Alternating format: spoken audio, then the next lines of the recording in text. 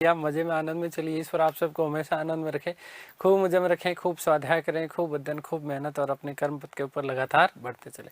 प्यारे साथियों, हम लोगों ने बात की दिल्ली सल्तनत की, और इसी दिल्ली सल्तनत काल के दौरान हमने जब तुगलक वंश की बात की थी तब मैंने आपको बताया था कि मोहम्मद बिन तुगलक के काल में 1347 ईस्वी में एक नए साम्राज्य का उदय हुआ था, जिसे हम मानते हैं बहमनी साम्राज्य के नाम से जानते हैं। किस साम्राज्य के नाम से? बहमनी साम्राज्य के नाम से जानते हैं। चलिए उसी साम्राज्य की हम लोग चर्चा करने वाले हैं। क्या क्या चीजें थी, कौन कौन शासक हुए और क्या क्या उस काल के दौरान घटनाएं हुई, उसके बारे में हम लोग चर्चा करने वाले हैं। देखिएगा,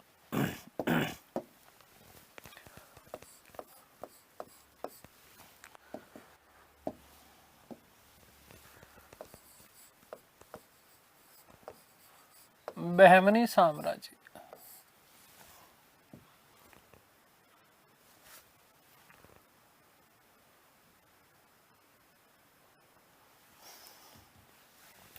बहमनी साम्राज्य।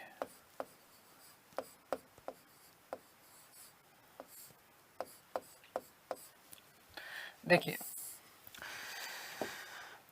चलिए चर्चा करते हैं। देखो, बहमनी साम्राज्य की स्थापना कैसे हुई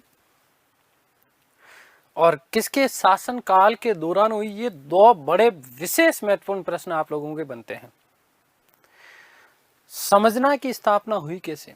देखो, मोहम्मद बिन तुगलक के शासनकाल में 1347 ईस्वी में इस मोहम्मद बिन तुगलक ने अमीरों के विरुद्ध अत्याचारपूर्ण नीतियां अपनाई थी।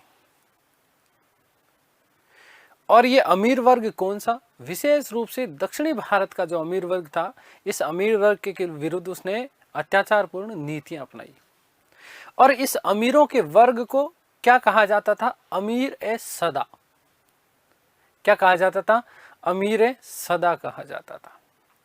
इस अमीर ए सदा ने, ये जो पूरा का पूरा जो वर्ग था, इस संपूर्ण वर्ग ने जब मोहम्मद बिन तुगलक ने अत्याचारपूर्ण नीतियां अपनाई तो उस मोहम्मद बिन तुगलक के विरुद्ध क्या कर दिया?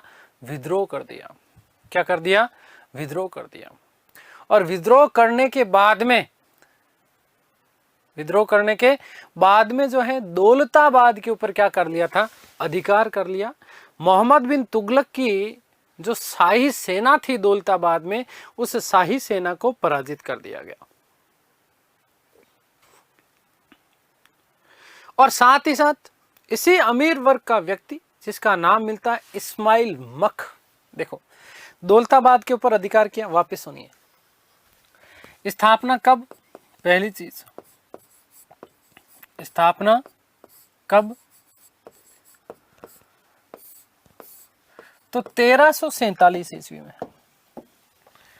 1347 ईस्वी में। ध्यान दो ना कि किसके शासनकाल के दौरान? मोहम्मद बिन तुगलक के शासनकाल के दौरान, एमबीटी के शासनकाल के दौरान, एमबीटी के शासनकाल के दौरान।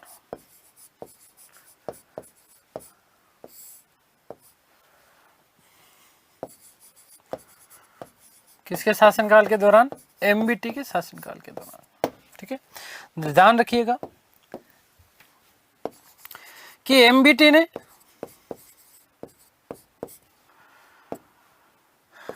दक्षिण के अमीर वर्ग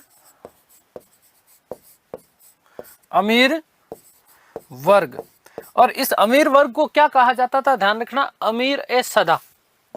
क्या कहा जाता था? अमीर ए सदा। समझना एक एक चीज को, अमीर ए सदा कहा जाता था।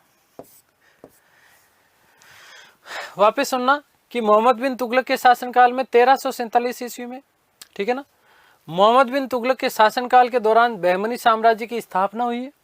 मोहम्मद बिन तुगलक ने दक्षिण के जो अमीर वर्ग है, उस अमीर वर्ग के ऊपर जो है क्या किया था? अत्याचार किया। अमीर वर्ग पर अत्याचार किया। और इन्हीं अत्याचारों के कारण ध्यान रखना कि अमीर ए सदा जो वर्ग था, या जिसे अमीर वर्ग हम लोग बोलते थे, इस अमीर वर्ग ने मोहम्मद बिन तुगलक के खिलाफ क्या कर दिया, विद्रोह किया, और विद्रोह करने के बाद में उसकी शाही सेना को पराजित करते हुए दौलताबाद के ऊपर क्या कर लिया, अधिकार कर लिया। तो ध्यान रखना कि अमीरों ने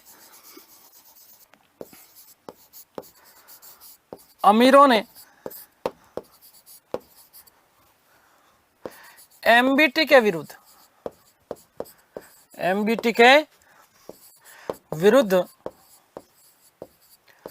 विद्रोह किया, विद्रोह कर दौलताबाद पर अधिकार कर लिया।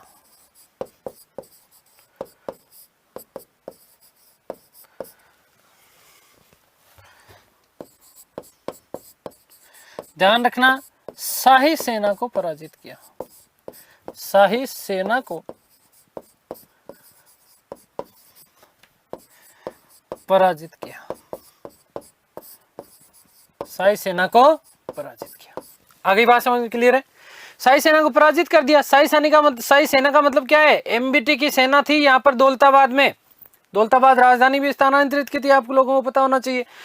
तो यहाँ पर जो मोहम्मद बिन तुगलक की शाही सेना थी, इस शाही सेना को उन्होंने क्या, अमीरों ने विद्रोह करने के बाद में पराजित कर दिया। क्या कर दिया? पराजित कर दिया। इनका जो वस्तुतः नेता हुआ करता था उसका नाम था इस्माइल मख। देखो, शाही सेना को पराजित किया तो इस्माइल तो आनी है, क्या है? इस्माइल तो आनी है। तो ध्यान रखना कि दौलताबाद के ऊपर अधिकार करने के बाद में इस्माइल मख ने अपने आप को स्वतंत्र घोषित किया मोहम्मद बिन तुगलक से, और नसरुद्दीन शाह के नाम से अपने आप को सुल्तान घोषित कर दिया। ध्यान रखना, नासुरुद्दीन शाह के नाम से अपने आप को क्या कर दिया? सुल्तान घोषित कर दिया। ध्यान रखना, वेरी मोस्ट इंपॉर्टेंट आप लोगों का तथ्य बन जाता है कि बहमनी साम्राज्य का प्रथम स्वतंत्र सुल्तान कौन था? तो ध्यान रखना, इस्माइल मख। कौन था? इस्माइल मख था। आगे बात समझ में क्लियर है? वस्तुतः इस्माइल मख जो था, ये धारगिरी दुर्ग जो कि मध्य प्रदेश में, यहां पर रहता था, ये यहीं पर था, और इसी समय इसने अपने आप को क्या कर दिया है? स्वतंत्र सुल्तान घोषित कर दिया। थोड़ा सा वृद्ध अवस्था में था ये, ठीक है। अब ये जब ये स्थितियां हुई तो धारगिरी दुर्ग जो कि मध्य प्रदेश एमपी में, मोहम्मद बिन तुगलक के पास में जब ये सूचना चली, इस चीज का जब उसे पता चला, तो मोहम्मद बिन तुगलक ने एक बार पुनः दौलताबाद के ऊपर अधिकार जो है आक्रमण किया, और आक्रमण करने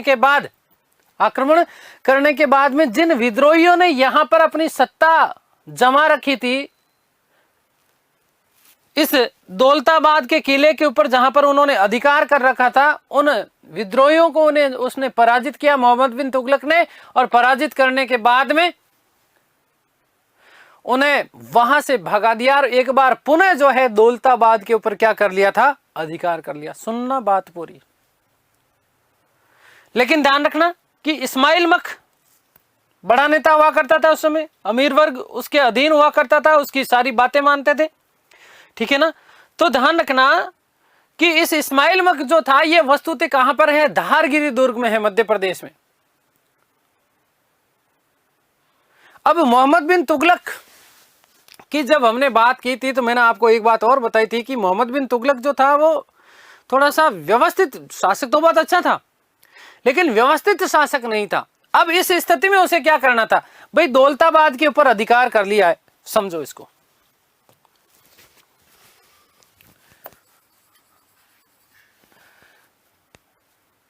अमीर विद्रोहियों का नेता, अमीर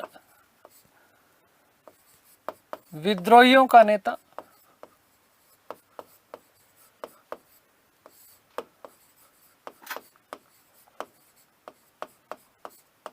और अमीर विद्रोहियों का नेता का नाम क्या है? इस्माइल मख।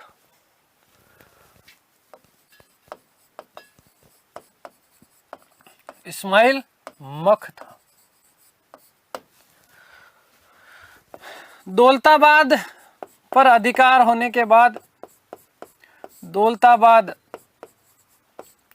पर अधिकार होने के बाद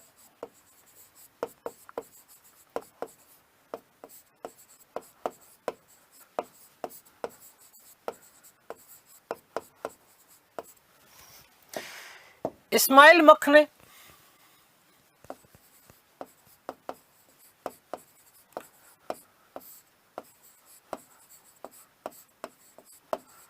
अपने आप को एमबीटी से स्वतंत्र घोषित कर।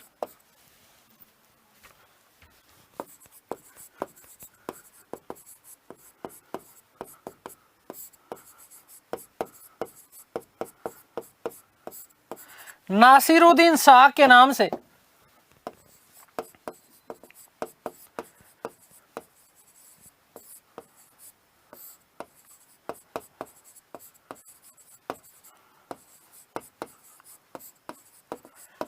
सुल्तान घोषित कर दिया, सुल्तान घोषित कर दिया। ध्यान रखना कि यह प्रथम स्वतंत्र सुल्तान माना जाता है। यह बहमनी का, या फिर एक चीज और, इस समय यह धारगिरी दुर्ग मध्य प्रदेश,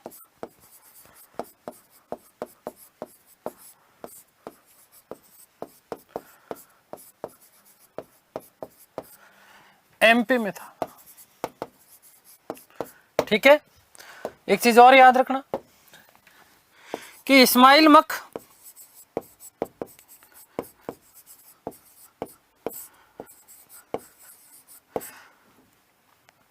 बहमनी का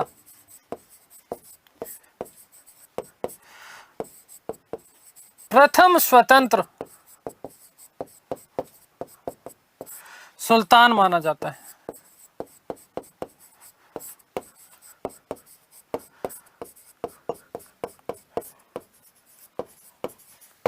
तो प्रथम स्वतंत्र सुल्तान कौन माना जाता है? इस्माइल मख माना जाता है। आगे बात समझ में क्लियर है? जब ये सारी की सारी सूचनाएं पता लगी किसको? मोहम्मद बिन तुगलक को, तो मोहम्मद बिन तुगलक ने दौलताबाद के ऊपर पुनः आक्रमण किया। आक्रमण करके विरोधियों से मुक्त किया दौलताबाद को, और दौलताबाद के ऊपर अधिकार कर लिया। आगे बात समझ में? अब यहां से उसकी थोड़ी सी, इसको बौद्धिक चातुर्यता नहीं कह सकते इसको, क्योंकि अब यदि जब दौलताबाद के ऊपर उसने अधिकार कर लिया तो इसका मतलब अब उसको क्या, कहां जाना था? धारगिरी दुर्ग जाना था। कहां जाना था? धारगिरी दुर्ग, क्योंकि धारगिरी दुर्ग में ही तो नेता बैठा है इस्माइल मख।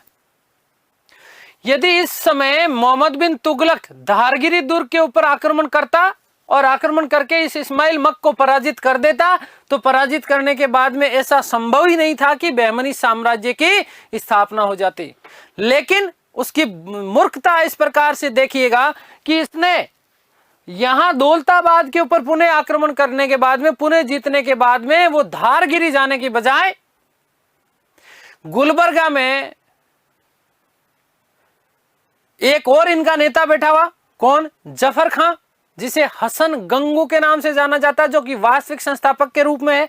बहमनी साम्राज्य के बारे में ध्यान रखना, क्योंकि इनका बहुत विशेष दो लोगों का विशेष महत्व माना जाता है, इस्माइल मख और जफर खां का।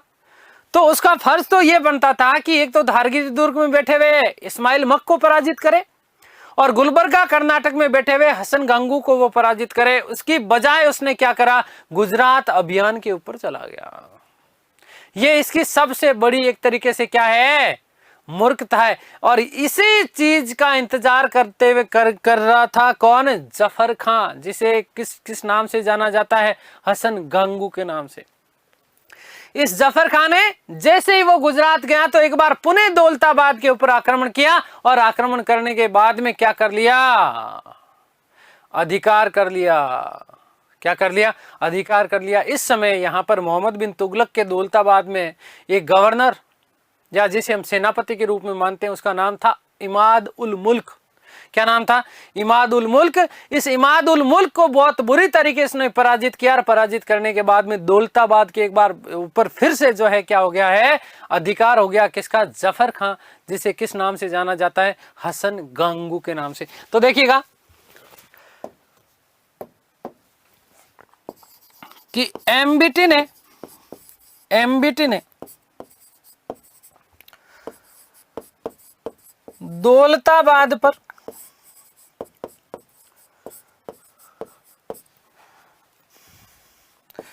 आक्रमण कर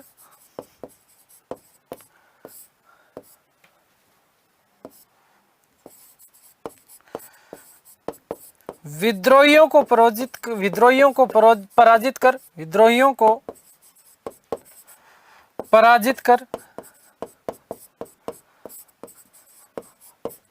एक बार पुनः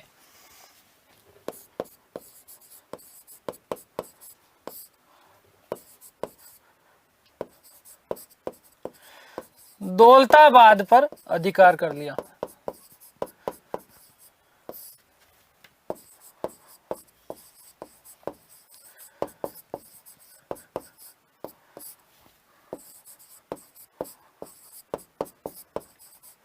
दौलताबाद पर अधिकार कर लिया। ध्यान देना कि एमबीटी ने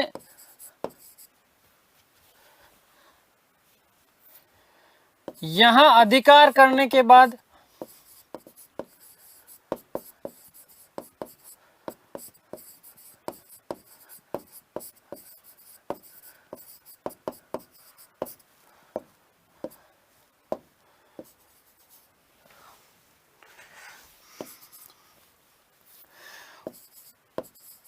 उदयगिरी में बैठे हुए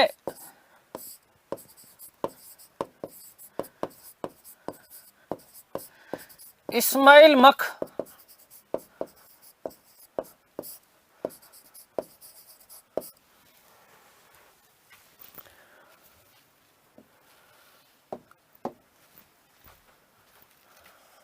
आगे लिख रहा हूं, ठीक है। वे दौलताबाद, माफ करना, वे गुलबर्गा में बैठे, गुलबर्गा में प्रमुख विद्रोही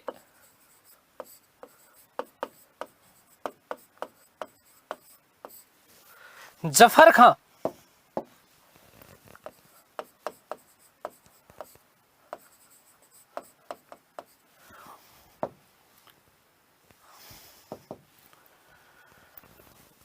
हसन गंगू का दमन करने की बजाय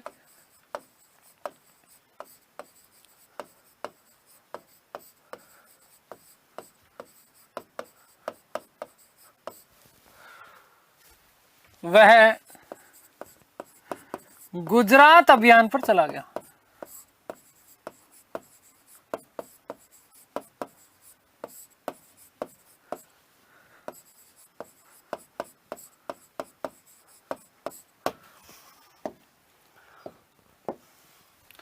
जफर खां ने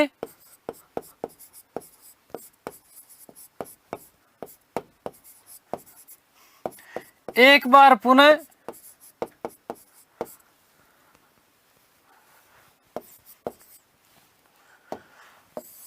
जफर खां ने दौलताबाद पर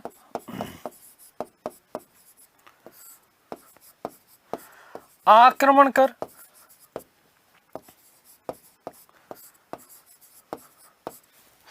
एमबीटी के गवर्नर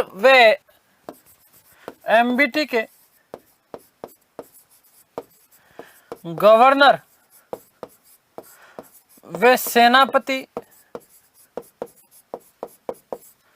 इमादुल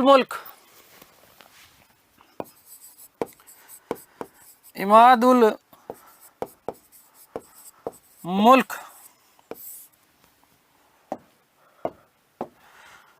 को पराजित कर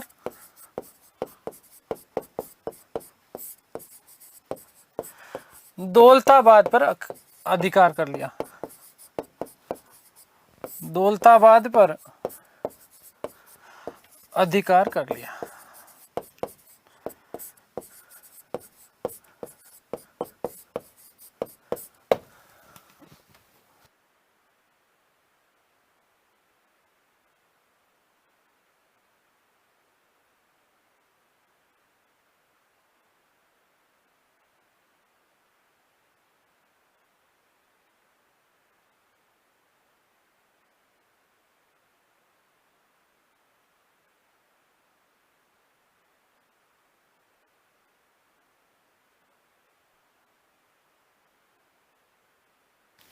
ठीक है, आगे बात समझ में क्लियर है।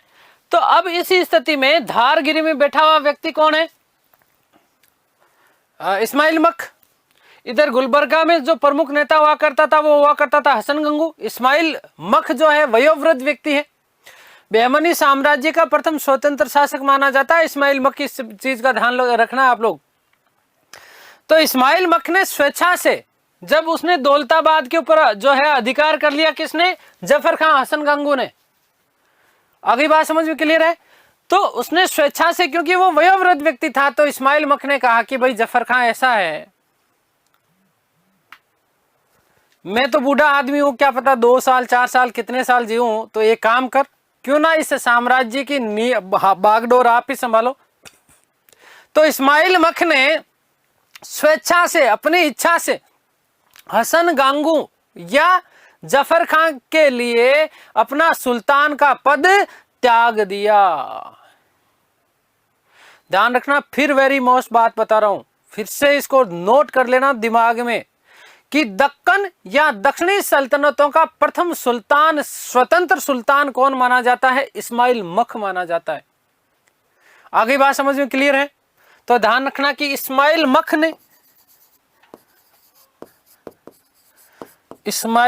ने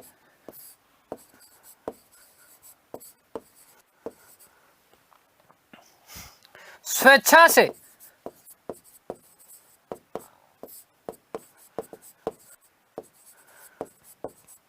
हसन गांगू या गंगू एक ही बात है, जफर खान, ठीक है, जफर खान के पक्ष में अपना सुल्तान का पद, अपना सुल्तान का पद त्याग दिया। ठीक है, फिर से कह रहा हूं, ध्यान रखना, बहुत महत्वपूर्ण बात है। दक्कन या दक्षिणी सल्तनतों का प्रथम स्वतंत्र सुल्तान, लिख ही देता हूं मैं भाई, है ना, नोट लगा रहा हूं, नोट, दक्कन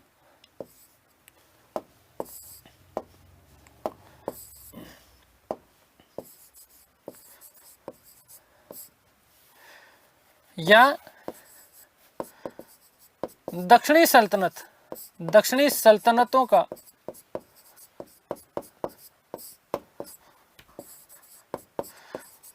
प्रथम स्वतंत्र सुल्तान, प्रथम स्वतंत्र सुल्तान कौन था? इस्माइल मख था,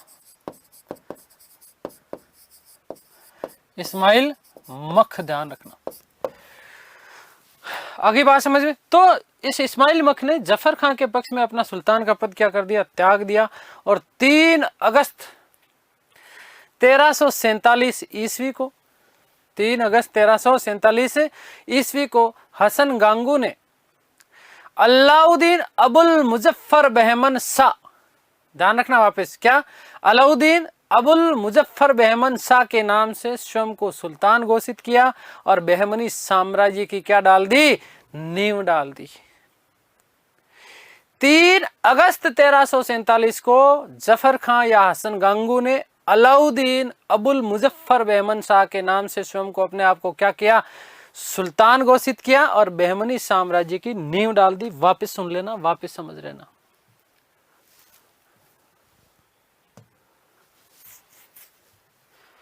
स्थापना कब हुई? तो ध्यान रखना 1347 में।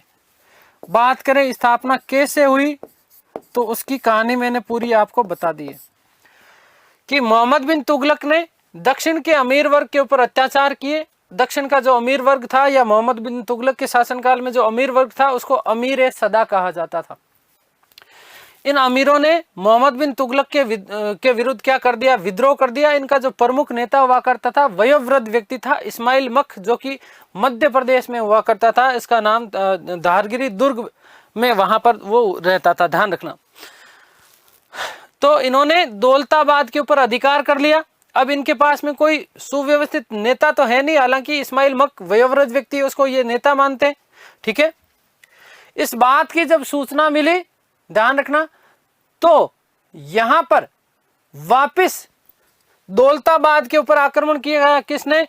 मोहम्मद बिन तुगलक ने। और विद्रोहियों को क्या कर दिया? पराजित कर दिया और दौलताबाद के ऊपर अधिकार कर लिया। लेकिन उसने यहां पर मूर्खता क्या करी कि इस स्थिति में जब पहली बार दौलताबाद के ऊपर अधिकार हुआ था तो उस समय इस्माइल मक ने अपने आप को स्वतंत्र शासक घोषित कर दिया मोहम्मद बिन तुगलक से। तो उस स्थिति में उसे यह करना था कि एक तो उदयगिरी में इस्माइल मक का दमन करना था, दूसरा जो सबसे बड़ा उदय हो रहा था नेता का वो था जफर खां हसन गांगू का। तो इन दोनों का उसने दमन नहीं किया, अपितु कहां चला गया? गुजरात अभियान पर वो चला जाता है। ठीक है, इस चीज की जब भनक चली, सूचना मिली जफर खां को, तो उसने कहा इससे बढ़िया मौका हो नहीं सकता। तो जफर खां ने दौलताबाद के ऊपर आक्रमण किया और आक्रमण करने के बाद में वहां पर दौलताबाद में मोहम्मद बिन तुगलक का गवर्नर और सेनापति था जिसका नाम था इमाद उल मुल्क। क्या नाम था? इमाद उल मुल्क। इस इमाद उल मुल्क को पराजित किया और पराजित करने के बाद में इसके दौलताबाद के ऊपर एक बार पुनः अधिकार हो गया इन विद्रोहियों का। ठीक है, इस्माइल मक को भी पता चल गया कि यार वास्तव में तो यही व्यक्ति है मेरे लिए काम का है। तो इसलिए जफर खां या हसन गांगू के पक्ष में उसने क्या करा? अपना पद का त्याग कर दिया। और इसी के साथ में जो है ध्यान रखना कि 3 अगस्त, कब? 3 अगस्त 1347 ईस्वी को हसन गांगू ने अलाउद्दीन अबुल मुजफ्फर बहमन शाह के नाम से स्वयं को सुल्तान घोषित किया। और सुल्तान घोषित करने के साथ ही साथ जो है बहमनी साम्राज्य की नींव डाली। देखो साम्राज्य की स्थापना, साम्राज्य स्थापना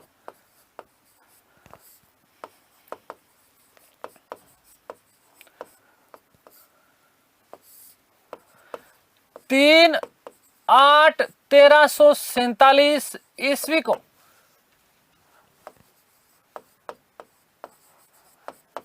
जफर खां ने या हसन गंगू ने या गांगू एक ही बात है,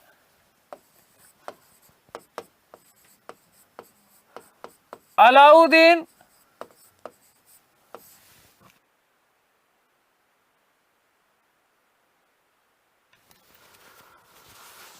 अबुल मुजफ्फर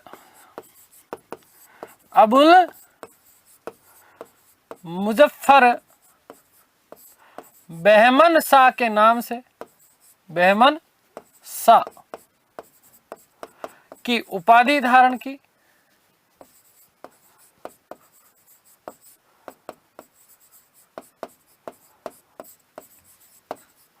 अपने आप को सुल्तान घोषित किया।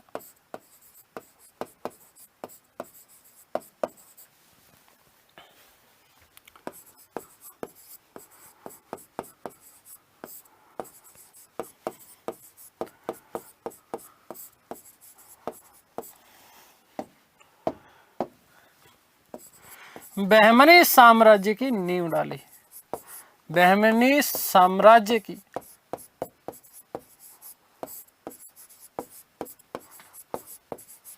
नींव डाली।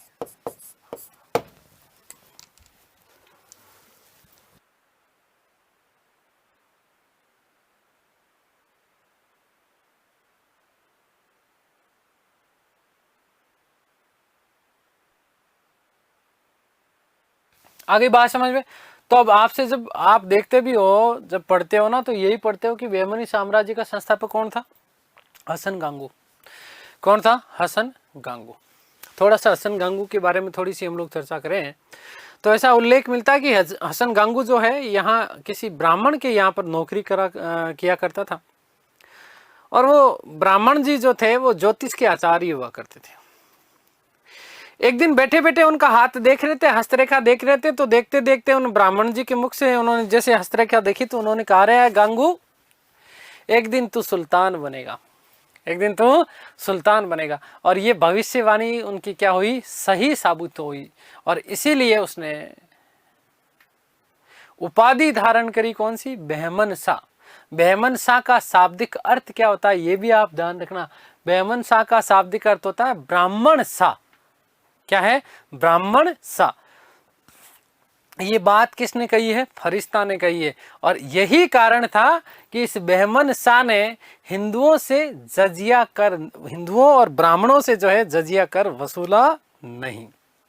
ठीक है, हिंदुओं के ऊपर और ब्राह्मणों के ऊपर उसने दक्षिण में या बहमनी साम्राज्य में जजिया कर नहीं लगाने के पीछे ये कारण माना जाता। खैर किंवदंतियां हैं, कितनी यथार्थ है इस बात में, इसके बारे में तो ज्यादा हम लोग बात नहीं करेंगे, लेकिन फिर भी ऐसा उल्लेख हमें देखने को मिलता है। ठीक है, आगे बात समझ में क्लियर है? तो ये चीज आप लोग विशेष रूप से ध्यान रखिए।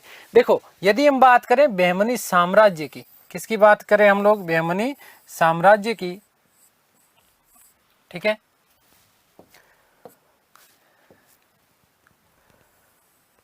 तो देखो बहमनी साम्राज्य की यदि हम लोग चर्चा करते हैं तो पूरा का पूरा ये यहां से लेकर के, है ना, गुजरात वाला जो ये क्षेत्र है, इस गुजरात वाले क्षेत्र से यहां से पूरा का पूरा ये जो क्षेत्र है, ये पूरा का पूरा जो क्षेत्र है, ठीक है, यहां तक, है ना, ये पूरा का पूरा जो साम्राज्य क्षेत्र हुआ ना, ये पूरा साम्राज्य किसका था?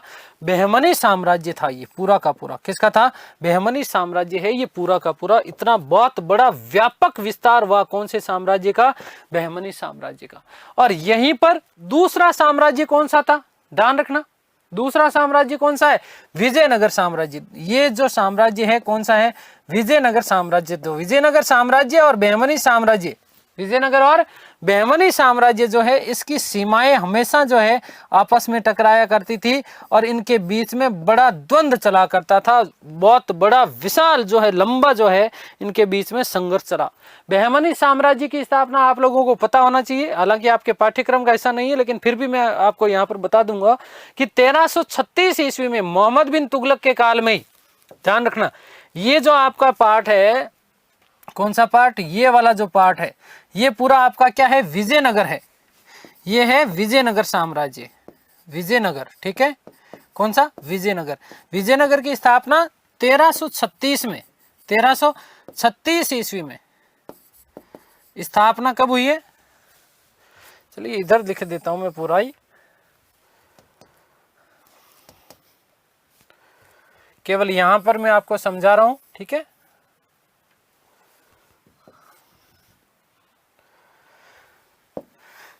कि विजयनगर जो साम्राज्य है ना, इसका ध्यान रखना, केवल विजयनगर साम्राज्य, विजयनगर की स्थापना कब हुई है? 1336 में, 1336 में। किसके द्वारा? हरिहर और बुक्का के नाम से। हरिहर वे बुक्का, ये दो भाई थे, है ना, हिंदू साम्राज्य है। ठीक है ना, और ये भी ध्यान रखना किसके शासनकाल में? एमबीटी के शासनकाल में। किसके काल में? एमबीटी के काल में। ठीक है, ये दो बड़े साम्राज्य थे। एक तो बहमनी साम्राज्य, ये पूरा आपका क्या है? बहमनी साम्राज्य। कौन सा है? बहमनी साम्राज्य। और ये आपका जो है वो क्या है? आपका विजयनगर साम्राज्य। तो ध्यान रखना कि विजयनगर की स्थापना 1336 में हुई, हरिहर और बुक्का के द्वारा की गई थी। ठीक है, मोहम्मद बिन तुगलक के काल में। किसके काल में? मोहम्मद बिन तुगलक के काल में। आगे बात समझ में क्लियर है? थोड़ा सा जैसे इसको और अपन थोड़ा अलग रूप में देखें तो देखो, ये पूरा जो क्षेत्र है, ये पूरा जो क्षेत्र है वो किसके अधीन है? बहमनी। और ये जो पूरा क्षेत्र है वो किसके है? विजयनगर।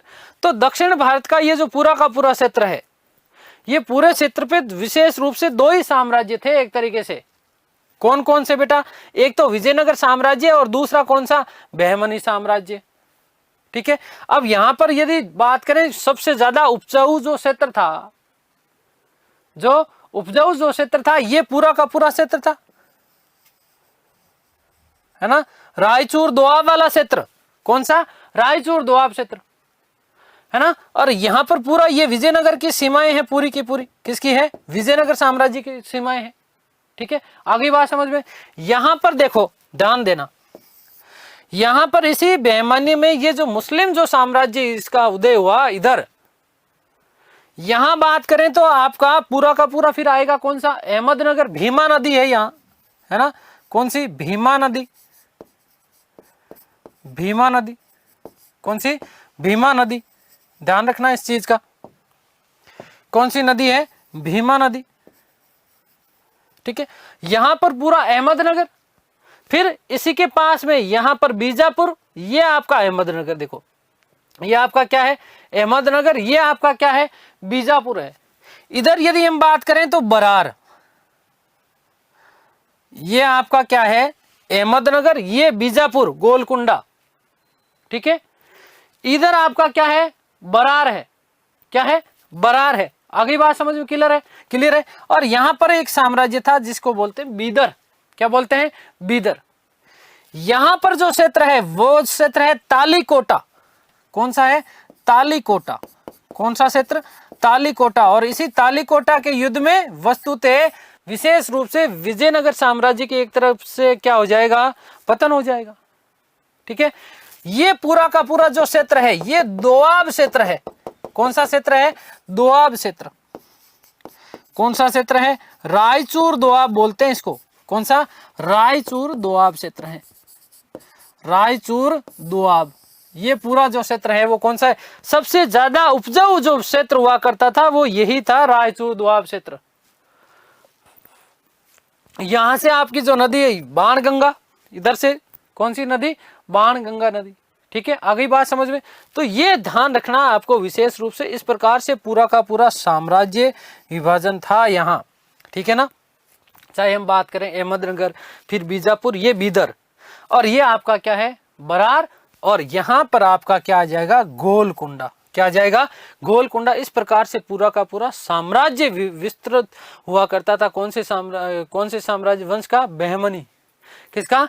बहमनी क्षेत्र का। ठीक है, आगे बात समझ में। इस चीज को आप लोग विशेष रूप से ध्यान रखना। मैंने थोड़ा सा जो है आपको मैप के माध्यम से बताने का भी प्रयास किया है। ठीक है, तो अब हम बात करते हैं विशेष रूप से किसकी? जफर खां, या फिर हम बात करें हसन गांगू की।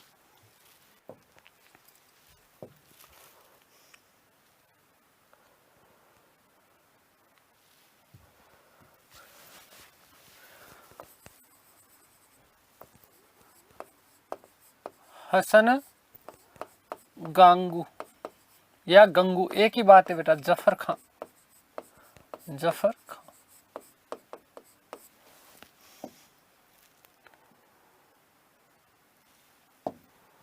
ठीक है, हसन गंगू या जफर खां की चर्चा हम लोग थोड़ी सी करते हैं। देखो इसका जो शासनकाल का समय है वो ज्यादा कुछ विशेष रहा नहीं। देखो लगभग 8 साल का शासनकाल का समय रहता है, 1347 से लेकर के 1358 तक। अभी मैंने इसकी उपाधि बताई थी, अलाउद्दीन अबुल मुजफ्फर बहमन शाह। और बहमनी साम्राज्य का क्या माना जाता है? संस्थापक माना जाता है। तो देखो ध्यान रखना कि 1347 ईस्वी से लेकर के 1347 ईस्वी से लेकर के 1358 ईस्वी 1358 ईस्वी तक का जो शासनकाल है वो किसका है? हसन गांगू का है। ध्यान रखना कि बहमनी साम्राज्य का संस्थापक था। बहमनी साम्राज्य का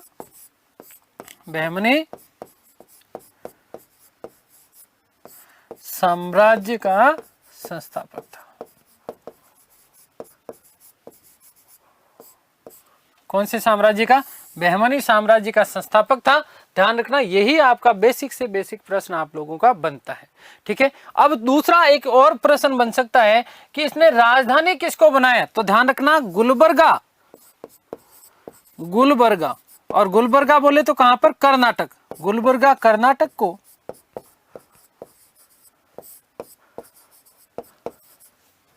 अपनी राजधानी बनाया। अपनी राजधानी बनाया। ठीक है, किसको राजधानी बनाया? गुलबर्गा कर्नाटक को इसने क्या बनाया? अपनी राजधानी बनाया। ध्यान रखना, और इस गुलबर्गा का इसने नाम बदला, और नाम बदल के इसका नाम रखा एहसानाबाद। ध्यान रखना कि गुलबर्गा का नाम बदलकर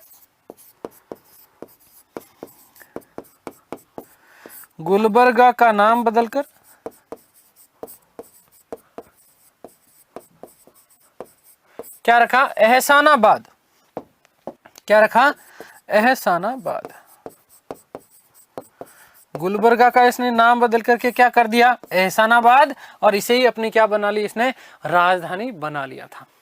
अब देखो ध्यान से सुनना, इस जफर खान ने क्या किया, इस जफर खान ने या हसन गंगू की बात करें तो इसने साम्राज्य को 4 तरफों में विभाजित किया, 4 तरफों ध्यान रखना। तो अब महत्वपूर्ण प्रश्न बनता है आपके दिमाग में, 4 तरफ का मतलब चारों तरफ नहीं है, यहां तरफ का मतलब है राज्य या प्रांत।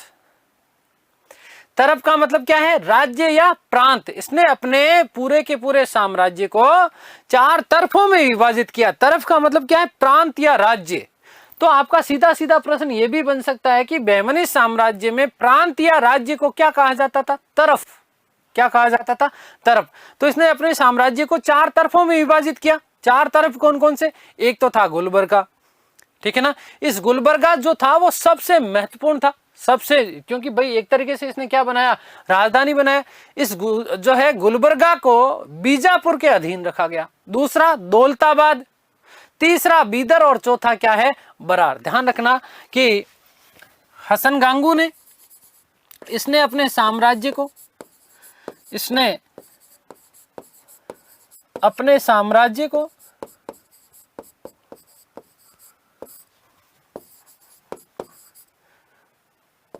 4 तरफों, तरफों का मतलब प्रांत या राज्य,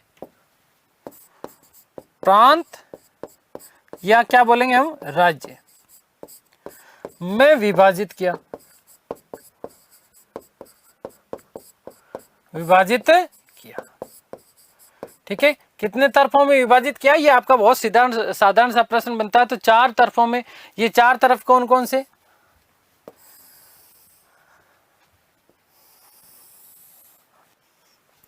देखिए बात करते हैं।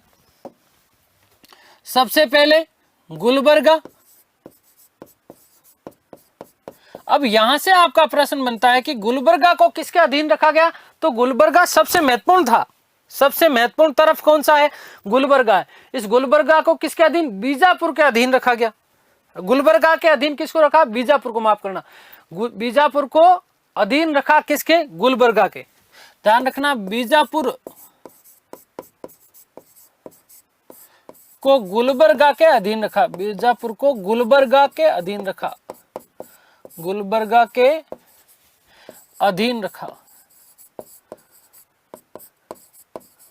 ठीक है, आगे बात समझे।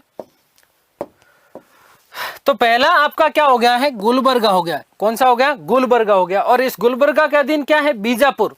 क्या है, बीजापुर है। ये बात आप लोग विशेष रूप से ध्यान रखना। ठीक है, उसके अलावा हम बात करें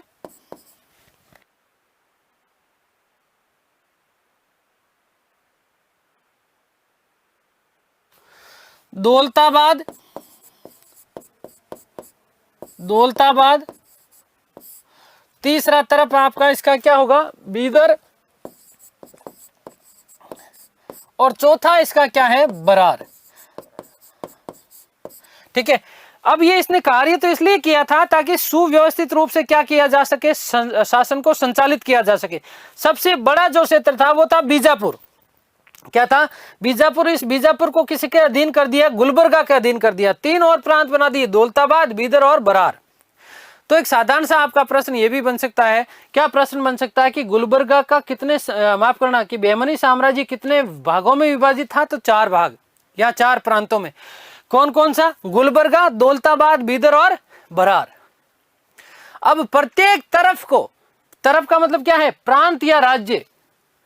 इस प्रत्येक तरफ को जो है एक तरफदार के अधीन रखा गया। तरफदार का मतलब होता है प्रांतपति या गवर्नर। ध्यान रखना कि प्रत्येक तरफ को, प्रत्येक तरफ को, तरफ का मतलब क्या है, प्रांत या राज्य, प्रांत या राज्य को तरफदार के अधीन। तरफदार मतलब क्या है, प्रांतपाल या गवर्नर, प्रांतपाल या गवर्नर के अधीन रखा, गवर्नर के अधीन रखा।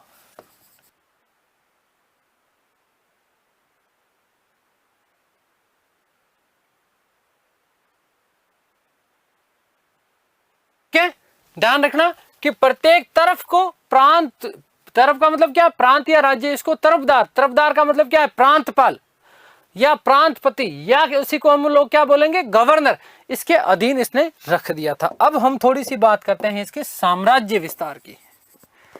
किसकी बात करते हैं, साम्राज्य विस्तार की। किसकी बात कर लेते हैं, साम्राज्य विस्तार की हम लोग चर्चा करें तो देखो ध्यान से सुनना। देखो आपके जो महत्वपूर्ण यदि प्रश्न जो बनेंगे वो मैंने आपको बता दिए एक तरीके से। तो एक तो प्रथम स्वतंत्र शासक पूछा जा सकता है, स्थापना कब हुई पूछा जा सकता है, किसके शासनकाल में हुई पूछा जा सकता है, किसके द्वारा की गई ये भी पूछा जा सकता है, ध्यान रखना, ठीक है ना। और विशेष रूप से ध्यान रखना कि तरफ या प्रांत है ना, प्रांत को क्या कहा जाता था, तरफ कहा जाता था। चलिए बात करते हैं साम्राज्य विस्तार की। तो देखो साम्राज्य विस्तार की यदि हम बात करें तो उत्तर में जो है बाण गंगा से लेकर के, कहां से लेकर के, बाण गंगा। देखो वापस आ जाओ इस वाले टॉपिक पे। मैंने कहा कि यहां पर जो नदी है वो कौन सी, बाण गंगा। बाण गंगा से लेकर के दक्षिण में कृष्णा नदी, कृष्णा और तुंगभद्रा, इन दोनों के बीच का जो क्षेत्र था ये क्या कहलाता था, रायचूर दोआब कहलाता था। और इसी कृष्णा और रायचूर के दोआब को एक चीज और बात बता देता हूं मैं, इसे क्या कहा जाता था, इसे दक्कन का अखाड़ा, इसे दक्कन का अखाड़ा कहा गया, दक्कन का अखाड़ा कहा जाता है। यह भी आपके लिए विशेष महत्वपूर्ण प्रश्न बनता है। दक्कन का अखाड़ा कहने के पीछे कारण क्या है कि दक्षिण भारत के जो प्रमुख राजवंश है, चाहे हम चालुक्यों की बात करें, चाहे हम जो है पल्लवों की बात करें, पल्लव कांची के पल्लव, यहां कल्याणी वातापी बादामी के चालुक्य, कल्याणी के चालुक्य और कल्याणी या लाट के चालुक्य और पूर्वी या वेंगी चालुक्य, ये चालुक्यों की 3 शाखाएं हुआ करती थी। खैर हमारे पाठ्यक्रम का ऐसा नहीं है, लेकिन केवल ऐसे समझाने के लिए बता रहा हूं। तो चालुक्यों के बीच में और पल्लव कांची या ठीक है ना, कांची के पल्लव, यहां वांजी के चेर थे, मदुरई के पांडे, दक्षिण भारत के राजवंशों में बात करें तो, ठीक है ना। तो ध्यान रखना कि इनके बीच में पल्लव और जो है चालुक्यों के बीच में इस रायचूर दोआब को लेकर के लगभग जो है 200 से 250 वर्ष तक क्या चला, संघर्ष चला था।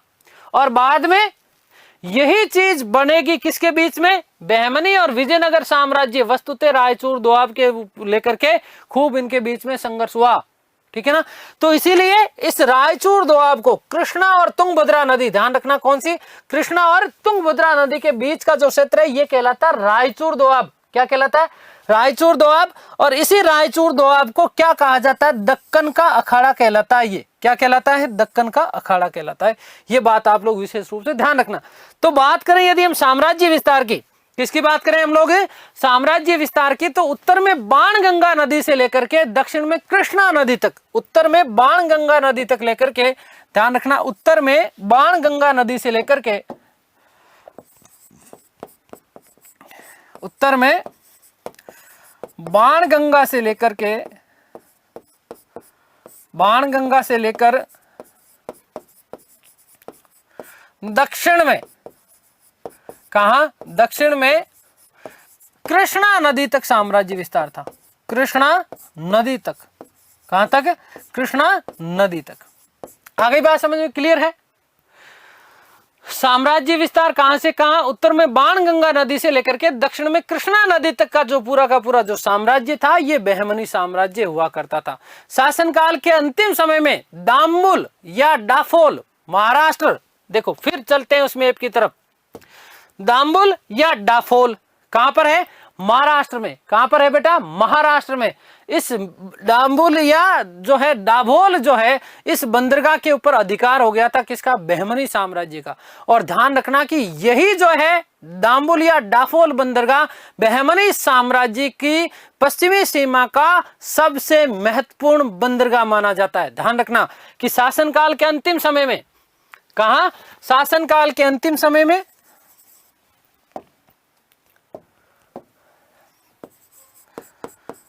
शासनकाल के अंतिम समय में, शासनकाल के अंतिम समय में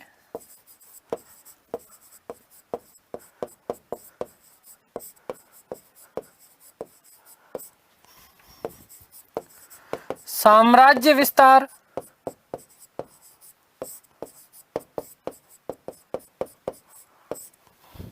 दाम्बुल या दाभोल, महाराष्ट्र। MH लिख दूं मैं, समझ जाओगे ना, MH से समझ जाओगे, ठीक है ना। दाभोल बंदरगाह तक हो गया, बंदरगाह तक हो गया था।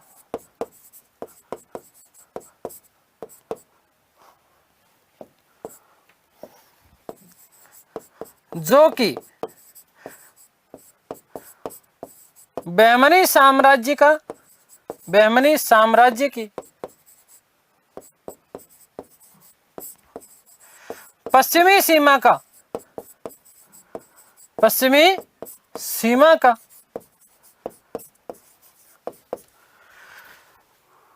सबसे महत्वपूर्ण बंदरगाह माना जाता है, सबसे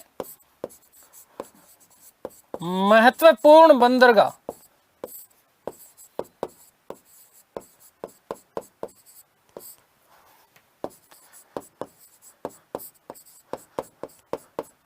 सबसे महत्वपूर्ण बंदरगाह माना जाता है कौन सा, दाम्बुल या दाभोल, जो कि कहां पर है, मध्य प्रदेश में है। कहां पर है, मध्य प्रदेश में। दक्षिण भारत में कई हिंदू शासकों के ऊपर इन्होंने क्या किया था, अधिकार किया। और अधिकार करने के बाद में देखो, क्योंकि हसन गंगू जो था वो विशेष रूप से बेमन शाह की उपाधि इसलिए धारण करी क्योंकि हिंदू और जो ब्राह्मण जो वर्ण था उसका ये जो है पक्षधर भी था, ठीक है ना। और दक्षिण में जब उसने कई हिंदू साम्राज्यों के ऊपर विजय प्राप्त की तो उसके बाद में उन शासकों को जिन के ऊपर अधिकार किया था, उन शासकों को उच्च पदों के ऊपर नियुक्त किया, उन्हें बड़ी जागीरें प्रदान की और जजिया कर माफ करने का आदेश जारी किया। ठीक है, ध्यान रखना कि दक्षिण भारत में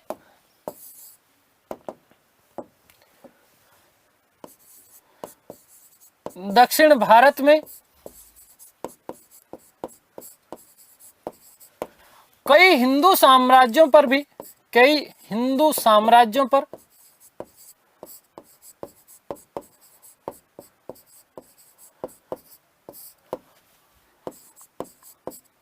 विजय प्राप्त की।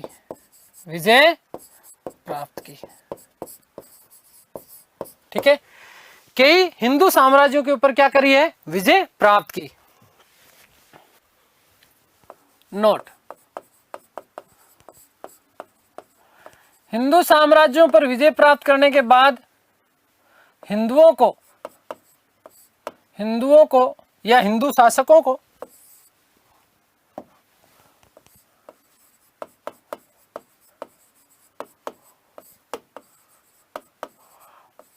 उच्च पद प्रदान किए।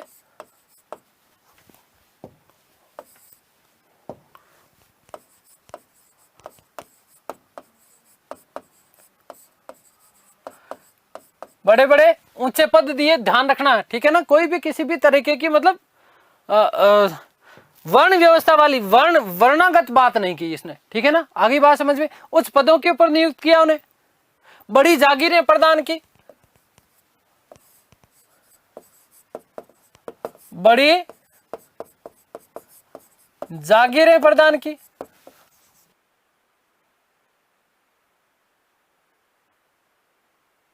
और बड़ी जागीरें, ना केवल बड़ी जागीरें प्रदान की अपितु ध्यान रखना, वेरी मोस्ट इंपॉर्टेंट बात, कि जजिया कर माफ करने का आदेश जारी किया। जजिया कर माफ करने का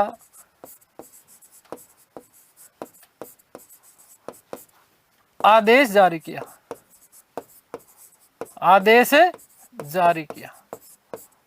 ठीक है, जजिया कर भी इसने क्या कर दिया था, माफ कर दिया था। अगली बात समझ में, जजिया कर माफ करने के पीछे कारण क्या था भाई, जजिया कर माफ करने के पीछे कारण क्या, ताकि हिंदू प्रांत के शासकों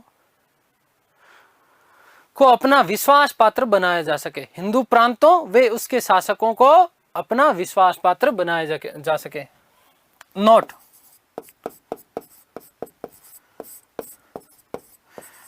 जजिया माफ करने के पीछे उद्देश्य, माफ करने का उद्देश्य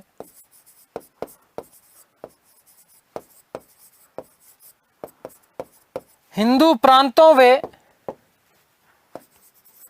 हिंदू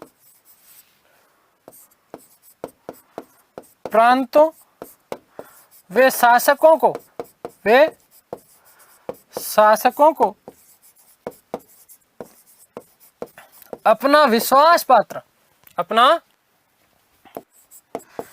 विश्वास पात्र बनाना था, विश्वास पात्र बनाना था।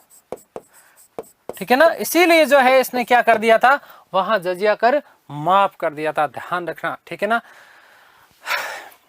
वेरी मोस्ट इंपॉर्टेंट तथ्य, द मोस्ट इंपॉर्टेंट, देखो ध्यान देना। जफर खां या इसी को बहमन शाह, इसी को हसन गांगू, इसी को कंगू या इसी को बोलते हैं कांगू। ठीक है, पहला मुस्लिम शासक था जिसने हिंदुओं पर जजिया कर हटाया था।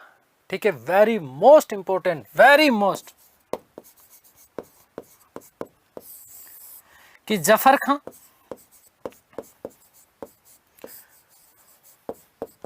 या मैं बोलूं हसन गांगू, हसन गांगू, या मैं इसी को बोलूं उपाधि धारण करी इसने कौन सी, बहमन शाह, बहमन शाह,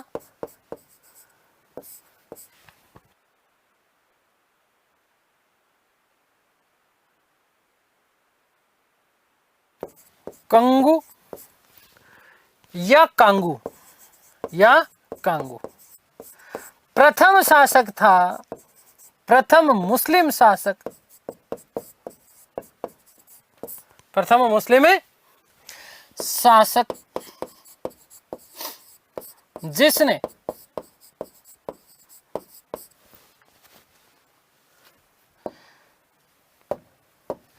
हिंदुओं से जजिया कर हटाया, हिंदुओं पर से, हिंदुओं पर जजिया कर हटाया, जजिया कर हटाया। देखो ध्यान देना, मोस्ट इंपॉर्टेंट बात क्या, 712 ईस्वी जब इस्लाम का प्रचार प्रसार करने के लिए अरबी आक्रांत आए, मोहम्मद बिन कासिम दाहिर को पराजित किया, रावर का युद्ध, उसमें उसके बाद में उसने सिंध के ऊपर जजिया कर लगाया।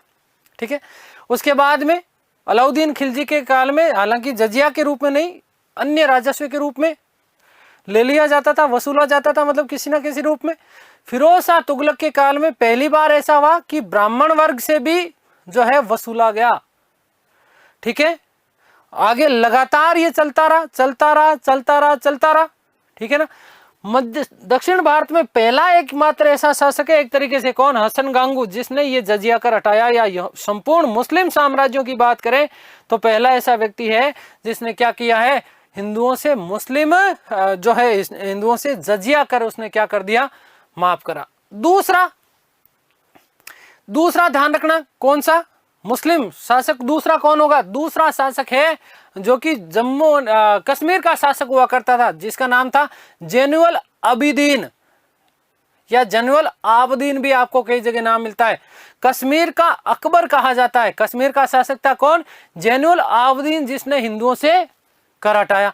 तीसरा अकबर स्वयं, जिसने हिंदुओं का जो है क्या कर दिया था, कर माफ कर दिया था। अगली बात समझ, मैं नोट लगा रहा हूं, फिर से नोट लगा रहा हूं कि कश्मीर का शासक, कश्मीर का शासक जैनुल आबिदीन, जैनुल आबिदीन।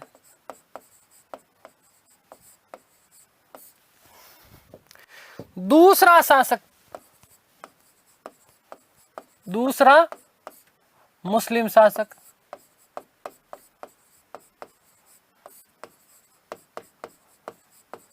और मुगल काल में अकबर। तीसरा मुस्लिम शासक, तीसरा मुस्लिम शासक था। मुस्लिम शासक था जिसने जजिया कर हटाया, जिसने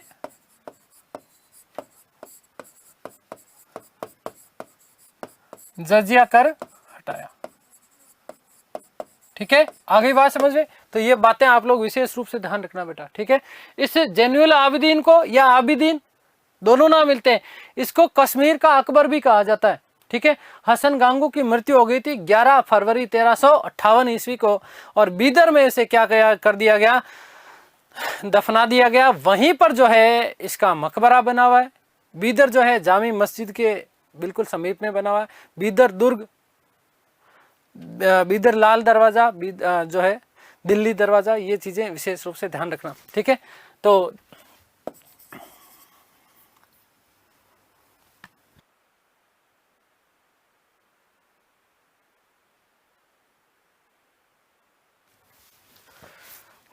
फरवरी 11/2/1358 को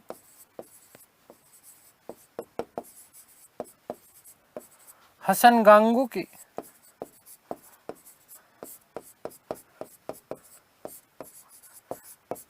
मृत्यु हो गई।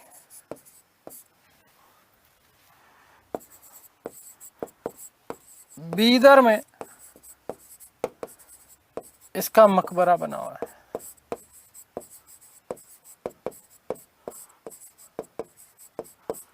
मकबरा बना हुआ है।